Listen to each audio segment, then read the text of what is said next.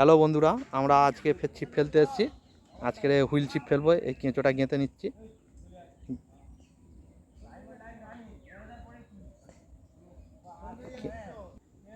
কেঁচো গাঁথা কমপ্লিট, ছিপটা ফেলে দেবো।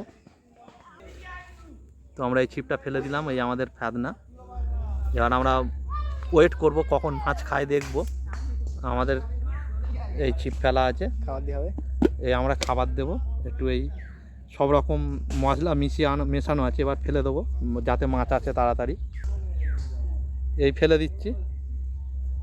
ও এই মশলা ফেলে দিলাম। এবারে ওয়েট করব কখন মাছ এসে, টোপে মাছ আছে। আমাদের টোপেতে হাঁস চলে এসছে।